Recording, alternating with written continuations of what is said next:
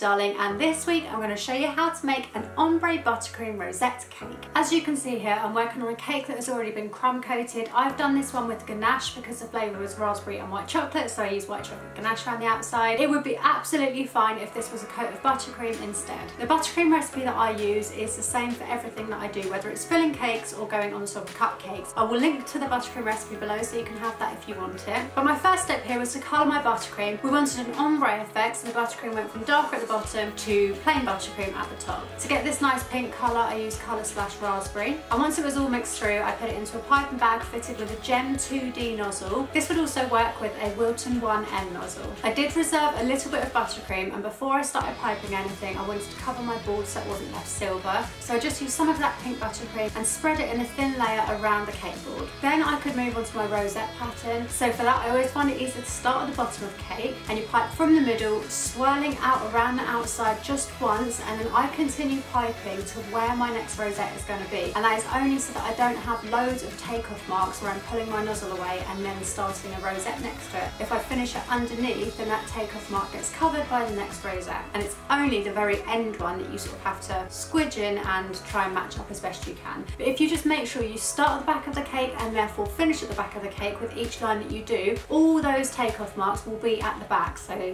it's not going to be anywhere near as visible. Once I'd done my first line, I squeezed the remaining buttercream back into the bowl and added a dollop of white to it, and then mixed that through so I had a slightly lighter shade of pink. I then repeated the process of piping the rosettes around in the next layer. I overlapped that next layer onto the first layer slightly so I didn't have any big gaps. And once that layer was done, I did the same thing, squeezed the leftover icing back into the bowl, added some more white to it and made an even paler shade. And for this last side layer, I wanted the rosettes to come slightly above the top edge of the cake, so I just made sure I piped a little bit higher than the top edge so it sat a bit prouder, and therefore everything on the side would be covered. When I moved on to the top of the cake, I used just plain buttercream, so it's the lightest colour it could be, and then I just continued the pattern. So I worked my way around the top edge of the cake, and then I moved inwards and did a circle inside that, and then I had just enough space left in the middle to do a slightly larger rose. So I piped in the middle and swirled outwards a couple of times until that space was filled.